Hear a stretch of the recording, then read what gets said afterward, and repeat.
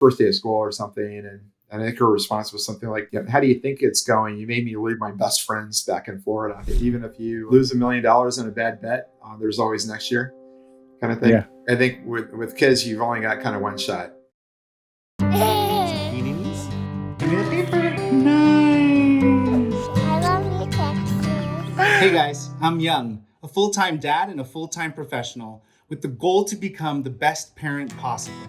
The Girl Dad Show is my journey interviewing fellow working parents aspiring to be both good at work and parenting. I'm going to do this by gathering and sharing unfiltered perspectives from my guests, so join me as I research parenthood one interview at a time. Today's episode of The Girl Dad Show is sponsored by something I'm very passionate about: coffee. Blue Jean Coffee brings sophisticated coffee brewing straight into your home, delivering an elevated coffee experience all without having to make a trip to a cafe. They source their specialty beans directly from farmers all around the world and roast them in small batches, just for your order. Are you ready to upgrade your home brewing experience?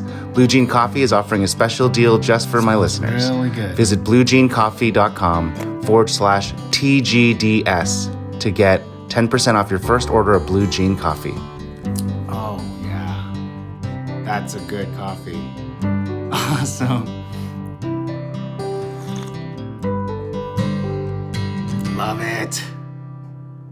Michael, thank you so much for joining me on my podcast today. Great to join you, and thanks for the invite. I'm really excited to talk to you about my favorite thing, which is working and doing good work in the workplace and also being a good dad. So I know that you have quite a bit of experience doing both, and I'm looking forward to unpacking that with you. But before we get into that, let's tell the listeners, what do you do for a living? Yeah, great. Young. I work for a market research company called JD Power, and get to work with some of the world's top brands around improving customer experience. Yeah, I definitely know. I'm very familiar with JD Powers. I mean, I feel like there's like a lot of people that use JD Powers ranking systems and surveys for their marketing and branding purposes, right? Like, I think we all know about like all these like big companies that put it on their television commercials and all their different marketing assets. So very, very cool. Yeah. What are some of the big projects that you're working on? Well, it's all about bringing the voice of the customer back to the brands, make sure that they're getting that outside in view and perspective. And it really is encouraging working with some of the top brands about how focused they are on ensuring customers are getting a great experience. And so just enjoy working with them to figure out what it is that customers are expecting and how they can actually deliver on that. Pretty interesting job and company to work for. How'd you even get there? Like, what was your professional journey like? Oh, that's a long story, and I'm not sure we have the full hour to cover that. But I would say, on and off in my career, I started off as a nuclear engineer, and then went to business school. And kind of on and off over the past 30 years, I've been working either in management or as a consultant or advisor. Started my business career at Procter & Gamble, which was a great place to start considering I had zero business experience. And then went on into consulting and have worked for various companies in different industries since then. That's amazing. Wait, so did you actually get to use your nuclear science degree, or did you just get the degree and then? Yeah, I actually was on a nuclear powered submarine, and one of my jobs there was to supervise the operations of the nuclear power plant. So got to take all that theory and put it into practice. Holy smokes, this is amazing. How cool is that? That's so wild. Okay, yeah. So then what do you have to do? Is there like special schooling to work on this? Like, what do you have to do to become a nuclear scientist? So I was a mechanical engineer undergrad, and then after graduation, did a little bit of post-grad research, and then went on to the Navy's actually got a great program. It's 6 months of school, where essentially you repeat college. You repeat 4 years of college in 6 months. And then it's 6 months of working at a prototype. So these are land-based nuclear reactors that students train on. And they're real, and they make real steam and power real steam generators. Wow. So 6 months of that where you get qualified. And then 4 months of submarine school. And then after that, reporting to the submarine, and you start all over again. Learning every single station and how to operate every pump and every valve. And it's another long period of qualification. And then finally you get your license. Wow. That's insane. Yeah. That actually doesn't sound as complicated as I was thinking, though. If I don't mean to burst the bubble there, I was expecting it to be a lot more strenuous than that. It sounds like it was. It sounds like it's a lot of layers and hoops, but is it that straightforward? Or? Yeah, it's a great training program, and when we're looking at training programs and kind of evaluating how effective they are, it gives me kind of a good benchmark for what really good training looks like, because I've actually been through it. So, yeah, that's fantastic. So then, what made the jump from running a nuclear power plant to consulting? Yeah, what a jump! I mean, you kind of just glossed over it, but I got to hear the middle ground there. Was it by any chance? Was it the kids? Yeah, no.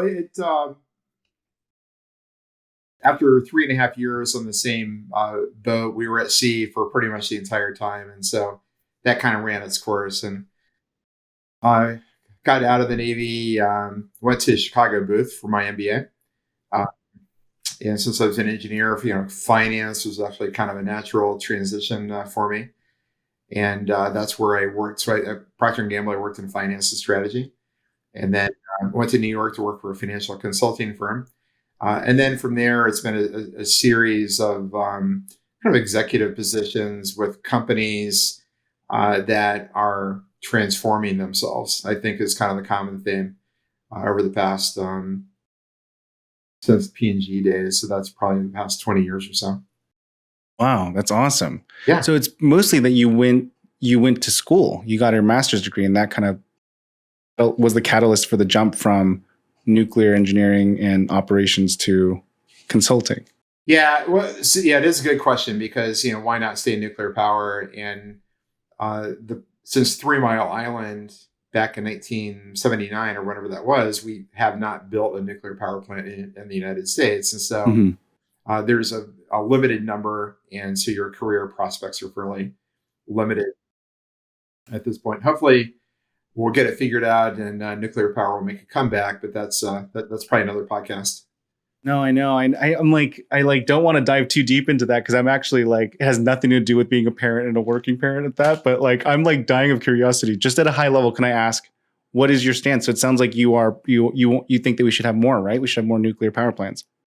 Yeah, but do it in a safe way.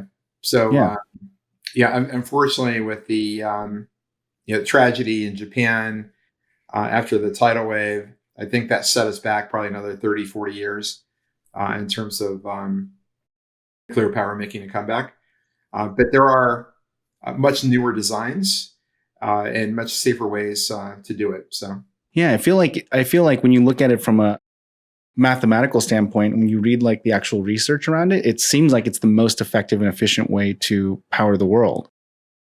And we just need to be better about managing its life cycle and its safety. But the reality of it has a really weird, controversial branding to it. It's really interesting, right? It's very, very mired in bad connotations. Yeah, there's a lot of baggage there. So it will take some time for that to wear off, for sure. Yeah. Yeah. Let's get into the kids. So tell me about your kids. How many do you have, and who are they? Oh, thanks, Jan. So we have 2 children. Patrick, our son, who's 28, and then Katie, our daughter, who's 27. So have 1 year apart. 1 year, 18 months. So pretty close. We kind of got on that bandwagon and made it happen. So yeah, was that intentional, or is that because I had that strategy. I wanted to have them all really grouped close together, because I'm if I'm going to go through this, I'm going to go through it all at once, right? Yeah. Because I've heard a bunch of parents say you have to keep in mind that you have to do the diaper phase again if you wait too long, and so you have to go through this phase. But now if you group them together, you could just have it all done at once, and then the diapers are done, and then this is done, and then that's done, and you kind of group them. But was that intentional, or was that accidental? I think it's just kind of the way nature works in our case. So nice. So I'm giving you a little too much credit there. There's no strategy behind that, huh? Not a lot of planning there. Yeah. Yeah. And so what do the kids think about what you do? Do they even know what you do? Yeah, we talk about it. I mean, one of the interesting things about working in market research and specifically around customer satisfaction and customer experience is that you get to hear everyone's stories. And it always starts with their last trip, the airline and the airport experience and the transportation experience and That's right. the hotel experience, and then from there. So I spent a lot of time listening to customer experience stories for sure. And so they get it. They understand what it is you do. Cause like, I feel like, you know, that I've started consulting. Well, I guess you don't know that I started consulting last year, but I'm relatively new to consulting, and I try to explain it to my family, and it's really hard. And then so when my kids ask me what I do, or like the neighbors' kids ask me what I do, it's like really hard to like. It's hard for me to explain it to an adult, but it's even harder for me to explain it to a 4-year-old. You know, It is, and you know, so my kids are at a point where they have their own. You know, they've graduated from college. They both have their master degrees at this point. oh wow, And so they have they're on their own career tracks. So I think it's probably easier for them to relate now. Certainly much more easier than it was, 5 years ago, 10 years ago, 20 years ago, for sure. So. And so are you like thinking that like it's a lot easier now? Do you have any like sage advice coming from a dad that has 2 adult children? And Some things change dramatically and some things never change, right? So I think it's just a different set of challenges. So today where we are, our son has graduated with a master in fine arts. He's a playwright. Oh, And wow. So, and he's done some great work and made some good progress. But unfortunately, with COVID and the pandemic and the lockdowns, that really has put the entire theater community and arts in general really kind of on its back.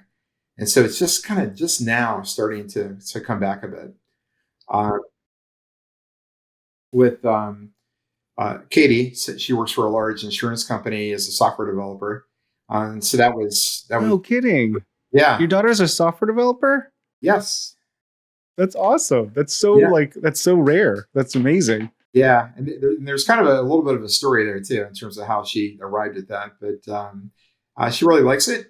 She enjoyed her first, I think she graduated in 2016. So she's in year, 4 or 5 now. Really enjoyed her first couple of years as kind of an individual contributor. Mhm. Because you come in and put in your 8 hours and you get your work done and you go home. But right. now she's been promoted a couple of times and starting to get into management and starting to feel that pain of what it's like to. She's no longer hourly; she's now on salary, and That's right.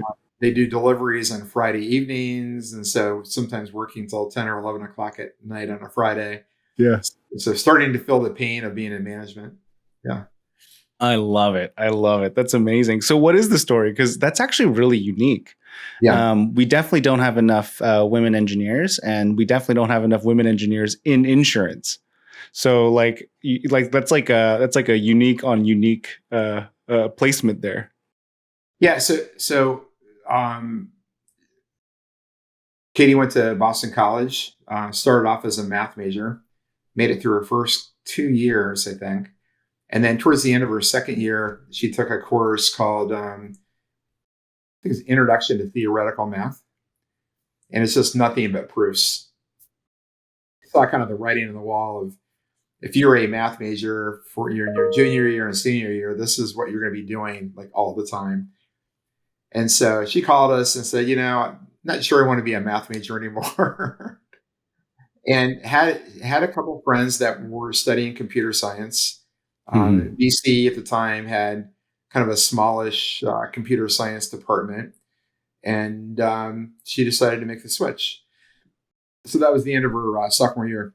So she had a friend from high school who went to University of Maryland, who was a computer science major. And the previous summer, she had attended this conference called Women in Computing. And so we talked to Katie about that and said, even though you just changed your major, probably would be a good idea for you to go to this conference so you can kind of meet other college kids who are also computer science majors, but also gives you a kind of a feel for the industry and the companies and that kind of thing. So we paid for her ticket. She stayed actually in a hotel with her friend from high school, and they had I think the CEO from Microsoft was the keynote speaker, and it was a great experience for her. So she actually came back from that. I think that was the year, is because it was before her junior year. Yeah. So she went to some of the keynote speeches and that kind of thing, but then the rest of it is just like a giant trade show for Mhm. recruiting women software engineers. Oh, wow. Walking the hall, and people, companies are just grabbing her and like, come talk to us. So there was another insurance company that said, come talk to us. Mhm. And then she talked to them and like, we got to meet this person. You have to meet that person. So she had those conversations. And then kind of at the end of the 3 or 4 conversations, we're like, you should come and do an internship with us. Yeah. So she had 3 or 4 of those types of conversations just in her first um, conference. So Wild. one of the other insurance companies called her, I think during the school year, and said, "Hey, look, we'd like to fly you to Texas and essentially uh, have a conversation with you about why you should intern with our insurance company." Uh, so, uh, so she did that and ended up interning there, and then now she works there full time. So that's Wow. kind of the story. So yeah, it's really, really, really interesting, kind of life changing, career changing experience for us, and we really kind of encourage that. So Yeah, like it's actually fascinating to hear because that was what you said 2000, you said 16, right? That was yeah, so that probably happened in like 2014, about that time frame. 14. Yeah. Yeah, that's actually really crazy because even that early on, these companies were so aggressive in their recruiting tactics because like you literally just painted a picture that sounds very reticent to like recruiting like athletes, at colleges, like Yeah. let me fly you out here, let me like to sell you on this internship, and like get you to get involved just to get to the end goal of getting them hired to the company as a software developer. I mean, Yeah, it was a little crazy because we were thinking Texas when our kids, we lived in New Jersey outside of New York City when they were growing up, and then both our kids went to East Coast schools. So Katie went to school in Boston. So we're thinking she would end up in either in Boston or New York. She also happens to be an ice skater, which is kind of another story. And they have ice skating in Boston and New York. They don't have ice skating in Texas.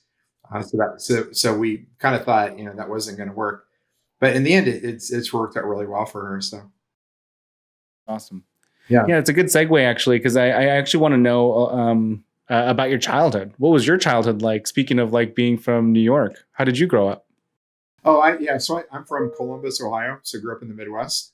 Nice, Midwest guy. That's awesome. Yeah. Went to public schools. We're I would describe our family as blue collar, so we all worked for a living, and hourly wages, not salary, that kind of thing. Yeah. So I started working when I was 13 as a dishwasher in a restaurant, and kind of continued that all the way through high school. But my dad was an engineer, and so looking at colleges, I just looked at engineering schools and had some great opportunities in the Midwest, but ended up going to the Naval Academy and that's where I got my engineering degree.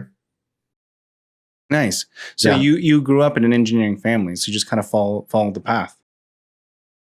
Yeah, so my parents were divorced, and we visited my dad on the weekends, that kind of thing. So my dad was an engineer. My mom worked in restaurants. Got it. Yeah. So that's why so you did some restaurant work and you did the engineering path. Yeah, it was a way for my mom to kind of keep an eye on me and then make 85 cents an hour on the side. So That's awesome. I have a feeling you're not even joking right now. That was like Yeah, literally it, that right? was my when I was 13 as a dishwasher, that was my starting wage, 85 cents an hour, Wild. and a Wow, ham that's amazing. sandwich. That's incredible. And so how did you end up from there to the East Coast? Is that from the schooling, and then what was the transitions?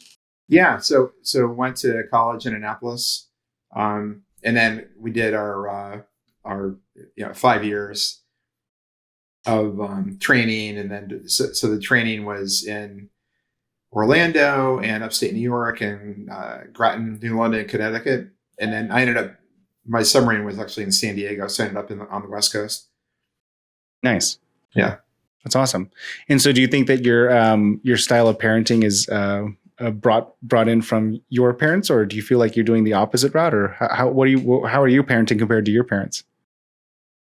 Yeah, that's a good question. I think a couple things. One is it's always been kind of very collaborative. I think between my wife and I in terms of our styles, we actually match pretty well. So there we haven't had a lot of battles over style or rules or whatever. For the most part, um, I would say my dad was pretty strict, but living with my mom, who is single mom and working all the time, probably less supervision and involvement. So I would say our style was different in that we were probably more involved, but in the school and with extracurriculars. My wife especially, who actually kind of dropped out for a while and then went back to work actually in the school, so she could be within that education community and have the same calendars and that kind of thing. So that ended up working out pretty well for us. That's awesome. Yeah. And so how do you qualify a successful parenting? It's so You hard. just laugh. Yeah. Yeah, I know. Because we talk about this all the time. We've been really lucky. We didn't have any major challenges. Our kids, for the most part, did really well in school without a lot of without too much pushing and supervision. I know there's so many parents out there who, and I just see it all the time. Just people I know or work with where they've had really tough challenges. Maybe not with all their children, but with at least one or two. So we actually ended up having a pretty easy go of it. So we kind of count ourselves lucky that way. Yeah, that's wild. Yeah. How do you think you did that? You think it's just the way that you raised them, or like maybe it's maybe it's something you did that you could teach me here, because my two girls are wild, man. They're all over the place. Yeah.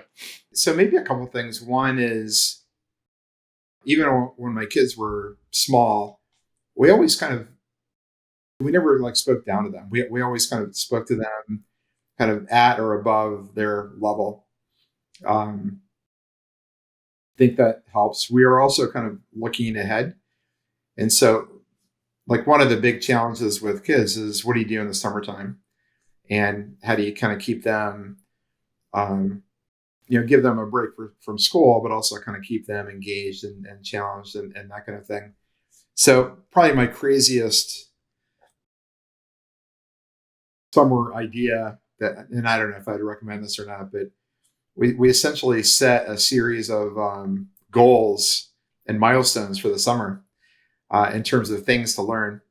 And so I forget exactly everything on the list. My kids actually remember this, so they could tell you. But one of the things we had Katie do was just write letters to her favorite, stars and celebrities and that kind of thing. And I think she was, into ice skating at the time, and so she wrote to some ice skaters, and then she actually got replies back, signed autographed photos and that kind of thing. So it was kind of fun. Another thing on the list was I wanted them to learn how to make sushi. Sushi. So we bought a sushi roll making kit and bought the rice and the seaweed and we had, I don't know, 3 or 4 other things kind of like that on the list. So it's kind of a fun summer. That may have been too aggressive in terms of. I think that the other question I have is the inverse of that. Like, how do you qualify success in business? What it is you're trying to accomplish, professionally, kind of combining that with providing for your family. So those two things, and I think it's a little bit different for everybody. Some people want to be an entrepreneur. Some people just want to make a lot of money. Some people want to do things that are interesting, and then you kind of combine that with your work life balance challenges, and so I don't think there's a single answer for everybody. It really is. I think it's very personal bar that you have to set for yourself. Is that also the same for raising your kids?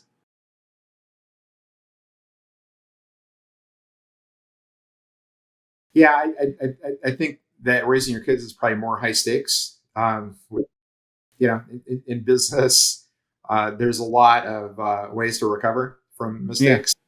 Yeah, that's right. There's not much you can't fix. That's right. Yeah. Yeah. So even even if you lose $1 million in a bad bet, there's always next year, kind of thing. I think with kids, you've only got kind of one shot, and it really and when your kids are small, time kind of slows down, and but what happens over time is the clock actually kind of speeds up, and it's kind of get closer and closer to leaving the house. I remember, I think it was when Patrick. It was the night before we were going to take Patrick off and drop him off at college for the first time, and I was thinking, I'm wondering if there's something that we forgot. Like, is there something we forgot to teach him? Because at that point you kind of realize, he's going to be gone, and he's essentially leaving the house with his set of experiences and everything that we taught him over the years. And it would be nice to kind of have a checklist for, I know he can tie his shoes, but I'm not sure he knows how to use a can opener. That's awesome. So you're saying, like, just to get really laser into that, at what point does this start speeding up? Just so I can mark it in my mind. What age did you think that actually started happening? It starts happening when they start to get more involved with their friends and their extracurricular activities. So I would say probably middle school is when things really start to accelerate. Yeah. Yeah, that's awesome. Because then you're so busy running around. I mean, you're busy now, right, with the birthday parties and the dance lessons kind of thing, right? But once they start gravitating towards their peers and their friends and their teams, that's when your role in the picture actually starts to diminish a little bit. So, did you have like any kind of struggles or workarounds for like when you had kids and you were building up your career? I mean, I'm sure that you said you hopped around quite a bit, and I can't imagine like Procter & Gamble and all these other places being easy to manage your schedule with, right? Like, what was that like? Yeah, I looking back, I think one of our big challenges was we started off in Cincinnati, and that's where both Katie and Petra were both born there, and working at P&G was really straightforward career path. It's a promote from within company, and as long as you're doing well, you just keep getting promoted, and you'll be in Cincinnati quite a bit. It's a bit like the military in that they would deploy you to the Far East or Europe or something for that kind of broadening assignment, but you always ended up back in Cincinnati. So I'm from Ohio. We like Cincinnati quite a bit. Like my wife really liked it, and then I got a call from some University of Chicago guys who had kind of a high flying consulting practice in New York, and that's something I wanted to take advantage of. And so we had had a little bit of a conflict with that conversation of, do we pull up our Ohio roots and move to New Jersey of all places, to work in Manhattan, and then the crazy thing about it is that since I'm from the Midwest, I ended up supporting all of our Midwest clients. So I spent most of my time flying out of Newark Airport back to Michigan and Indiana and Ohio. At which point my wife asked me, "So, explain to me again why we moved." I'm assuming remote work wasn't as big of a thing back then as it is now, right? Yeah. No. It was all actually when I started at P&G, it was suit and tie, and you had to wear a white shirt. So no, blue shirts were not acceptable. Wow. The one thing we did get there was that when you were in your office at your desk, you were allowed to take your jacket off. Wow. Yeah. Seeing all these different changes in business in the world, like, it's got to be really, really fun for you. Like, what do you think are some of the big ones that you're able to impart upon your kids, kind of navigating their professional journey as they go through this? Well, certainly, I think technology has done a lot to advance business and career opportunities. And my kids have picked up on that. So Katie's a developer. Patrick actually majored in playwriting and computer science. Mm-hmm. So he actually got a job as a developer right out Oh, of wow. school, but he's also written a play about artificial intelligence. So Oh, wow. Wow. so yeah. Yeah. So you kind of have engineering in the family. Like even your artist is actually also a software developer. Yeah. He doesn't want to do that full time, but it certainly helps pay the bills in the meantime. Wow. That's amazing. I was able to sell that first big script, So Yeah, that's right. That's really cool that he has that kind of polarity, because those are two very, very extremely different things. It is when you think about it, but I think there's room for creativity in business, and I think that creative people can do very well if you apply it the right way. So yeah, I completely agree with that. Yeah. And is arts and like, I guess just the arts, is that in your family, or does that come from your wife, or did you ever dabble in that? My wife's brother is a writer. That's about as much direct connection as we can put on it. But they were both kind of born that way. I mean, Patrick started putting on puppet shows when he was like 4 years old or something. So he's been a playwright from day one. Oh, wow. That's awesome. Yeah. There's no camcorders back then, or did you have any of that documented? We do have some. We must have some.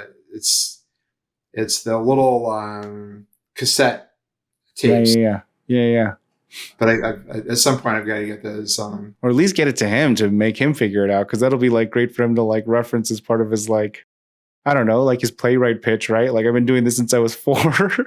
Yeah, I don't know if this makes me a bad parent or not, but I took him to his first improv show, and I discovered improv in New York actually through my cousin in Ohio who came to visit us, and said, I've heard great things about this thing called UCB, which is Upright Citizens Brigade, and 26th Street or something like that, and yeah, I'm very familiar with that group. Okay. Yeah. So I went to a show with them. And that's kind of cool. So it's like you go to this grocery store, and then you go down into the basement. And that's where the theater is, and it's like you're in somebody's basement.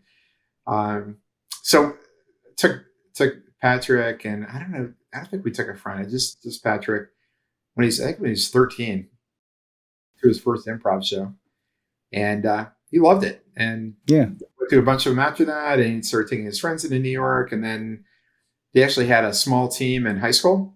Yeah. And then when he went to college, he joined that team his freshman year. So he was on that team for 4 years. And their final year, it turns out there's something called the College Improv Championship, which consists of a series of regional qualifiers, and then the top teams end up in Chicago for the national championship. So kind of on a whim, their school entered for the first time ever. and they beat all the other New York schools. So they beat out NYU and the other New York schools. Went to the Mid Atlantic Championships, beat up everybody there. So they ended up at nationals in Chicago. And there were a handful of colleges that had been doing this for years and had never won the national championship. And again, they were in the finals once again against Patrick's team. And then Patrick's team won. They won the national championship their first year. So Michael, you're the one who actually inspired that spark of artistry in him by taking him to the. Yeah, that's right. Like I'll take all the credit. Yeah, it's all coming out now. You took him when you was 13, and you kind of explored this new thing for him, and he kind of just blossomed from there. Yeah. Well, we did the same thing with Katie. So Katie, I think my sister took Katie ice skating when she was 6 or something. And she started taking lessons and had kind of an individual career as a figure skater up until, I don't know, 10 or something like that. And then at that point, she switched to a sport called synchronized ice skating, which is between 16 and 20 kids on the ice at one time. And they skate around at high speed and do all kinds of formation work and jumps. And it's a really kind of intricate sport. So she did that in high school. And then the reason she wanted to go to school in Boston is because they've got ice skating there and synchronized ice skating teams. And she ended up being on kind of this all-star college team in Boston. And they ended up winning the national championship at one point as well. So awesome. Yeah. So do you have any sage advice for people that are trying to grow their careers and also be good parents? It sounds like you were able to do both based on the fact that you have 2 adult children that are making, good money, and they seem like they have good heads on their shoulders, and you're also navigating a very successful consulting career. And what's your secret? I think the advice is that you always have to have kind of an overriding decision rule. So as you face conflicts and have to make choices, you need, what's the rule that's essentially going to be the thing that overrides everything else. And in my mind, I think that's got to be your kids. So if it comes down to having to make some sort of a choice about your career that would really kind of set your kids back, and like an example for us would be we moved. I think when the kids were younger, we moved several times up until the maybe the second grade, and we moved. I think it's the last time we really moved. We moved from Florida back to New Jersey, and so I called my daughter from work and asked her how it was going, and like her first day of school or something, and I think her response was something like, "How do you think it's going? You made me leave my best friends back in Florida." Oh my gosh, so upset with you. So at that point we made the decision. Okay, we're done. And I think it's probably first grade, second grade, that kind of time frame. And then that gave the kids a chance to really kind of establish their community and network, within the school. And we kind of stayed until they were both off in college, and we had the chance to move back to California. Nice. Yeah. So you started to make those kind of decisions, and you just have an override rule, essentially. So when did you develop that override rule? Was it that moment when Katie said, "Hey, you moving us here and me losing my friends"? That was the moment? Yeah, probably even before that. Because early on, and you guys may be at this point, when the kids were babies, you're traveling with them to go see your parents for Christmas or holidays or whatever. Mm-hmm. But I think we probably made this call probably when they were 3 or 4 years old. We're done traveling. We're done making our kids fly in an airplane for Christmas. They're going to wake up Christmas morning in their own home. And that was kind of the rule from that point forward. So, and offered my parents the opportunity to come visit, but we weren't going to kind of yank our kids out of that experience so we could go visit the grandparents. Yeah. Wow. It was a very early on decision. Yeah. And that decision was made because you wanted to create some roots, or you wanted to give them some semblance of I think that's right. Just it's part of it is experience that you bring from your own childhood, but I'd say like another thing that we did was we knew that once they got into high school and with the sports teams and that kind of thing, we were going to start losing our summers.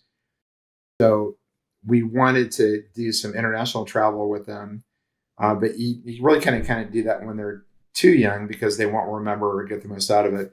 So Yeah. kind of in the middle school years, we made a very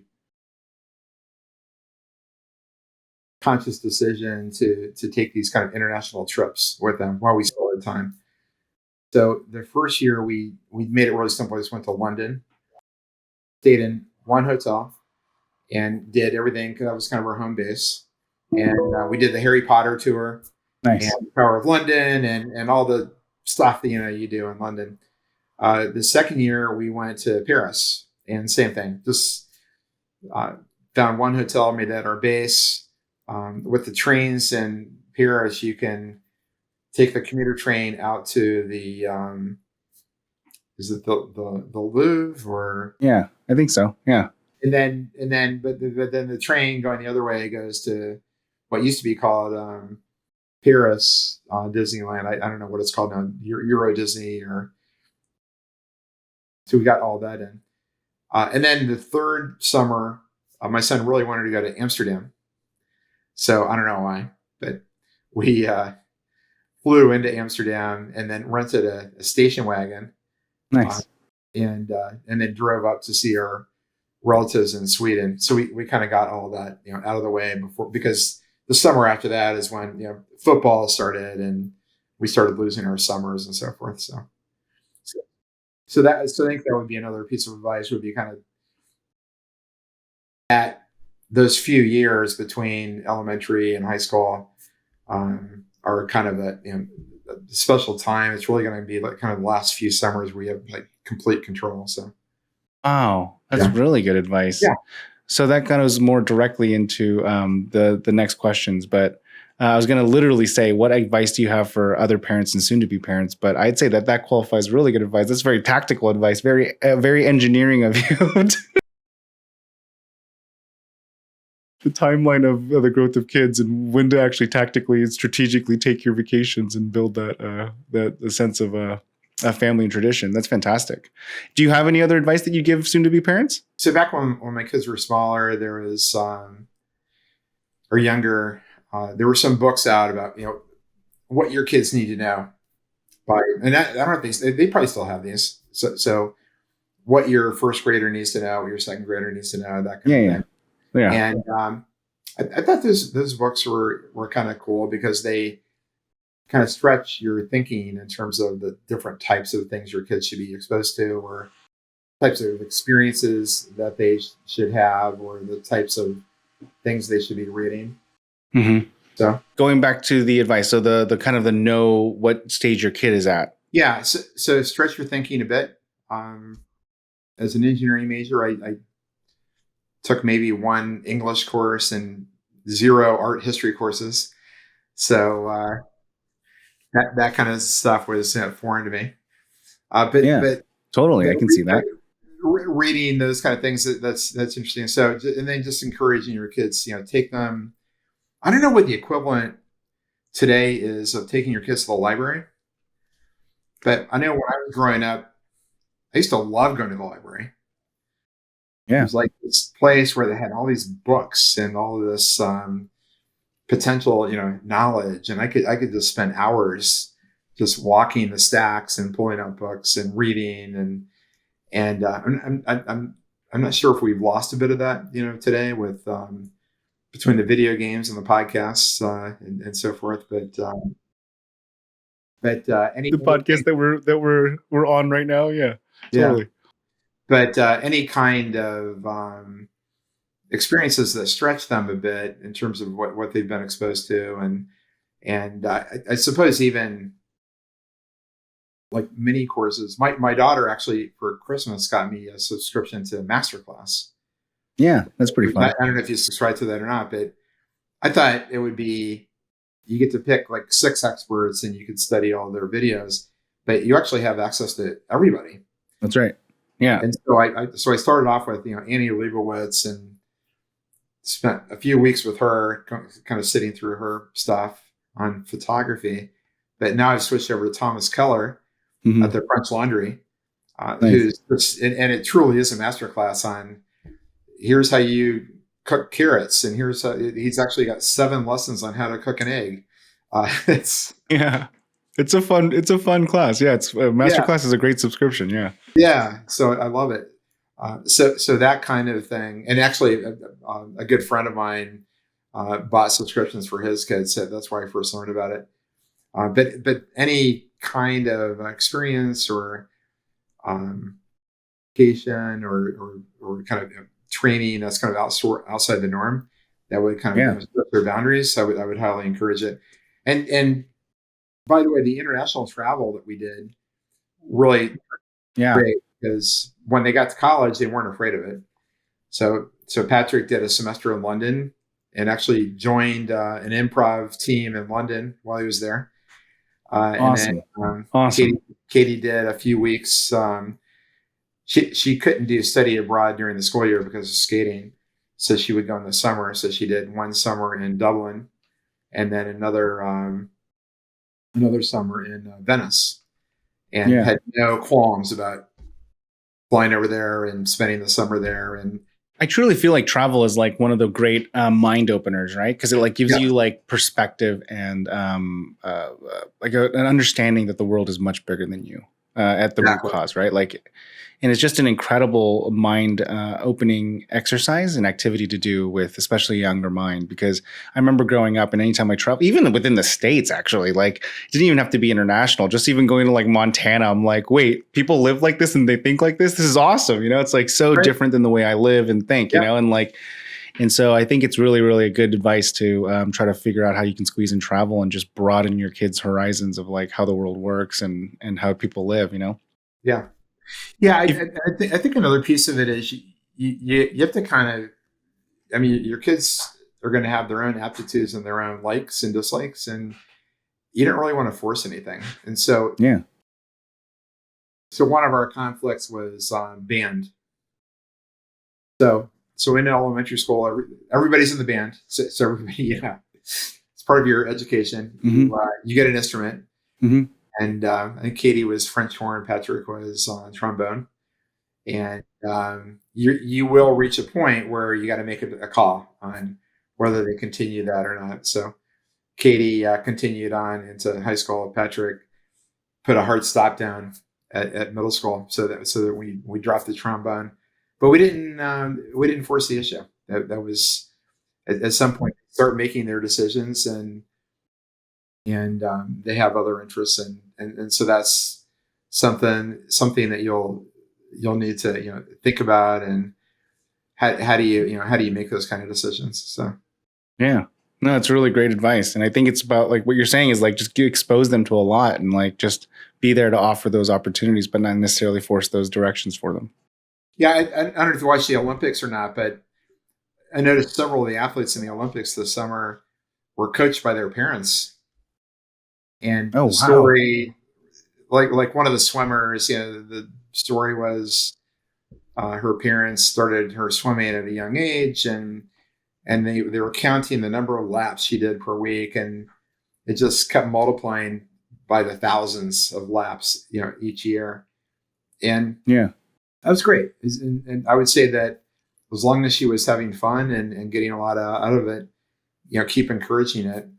And essentially that feels like what it takes to get into the Olympics is starting at a young age with your heavy parent involvement and just parents pushing them the entire way.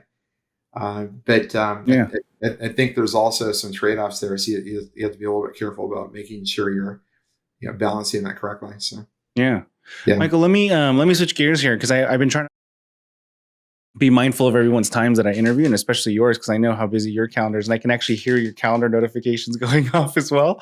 So let me fire off my last couple of questions here in rapid fire, so that way we can get the same questions asked to everybody, because I like to ask the same last 4 questions to every guest. So at least even if the conversation goes free will, there's some symmetry to it. Sure. So I got one in, which is the advice for other parents. But let me ask you this. Okay. What is the most surprising thing that you learned about yourself becoming a parent? that were actually able to figure it out without a handbook. Nice. That's awesome. Yeah, that's a really good point. I feel the exact same way. I'm like, I was reading so much stuff before I had my kid, and then it came so much more naturally than I thought it would. I just felt like it was the most unnatural thing for me to be a dad. When our son was born, the next day they sent us home, and I kept thinking to myself, like, you're letting us leave the hospital with this baby? Like, we have no idea what we're doing. That's right. That's right. Like, isn't there like an instruction manual or like some sort of like certification to make sure I'm good with this? Yeah. And then what is your all-time favorite business book? Oh, my all-time favorite business book is the one I'm always reading currently. So the one I'm reading right now is a book called Persuasion. And it's I'm familiar with it. Yeah, series of case studies and actual science behind why people commit to things and kind of the science behind that. That kind of thing is really interesting to me. Yeah, and it's probably really, really timely and good for you, especially in the current role that you're at, right? Because I mean, you're kind of always persuading people, aren't you? Like you're kind of like a master persuader as a consultant service provider like that, right? Well, you always want to be empathetic and put yourself in the other people's shoes, and it really is. Yeah, absolutely. I think that there's a lot of mechanics to that stuff. That's really cool. Yeah, it makes me want to brush up on it and read it again as well. I read it a couple of years ago. It's a really good book, though. Yeah. If you can go back and tell yourself one thing before having kids, what would it be? Your kids we're going to remember a lot more than you think they do. So even now, my kids were in town for my birthday last weekend, and we're kind of reflecting back on some things that happened kind of early in their childhood. And they were telling me the story, and I'm like, you remember that? Oh, wow. That's awesome. So the kids, they will study you and your actions and behaviors, and they will remember everything that you say. That's really, really interesting comment. Yeah. They may not seem like they're listening, but they are. So you want to and they remember it, because I know that they listen to everything I say. Yeah. Yes. I didn't know that they remembered it. That's really good. It's crazy.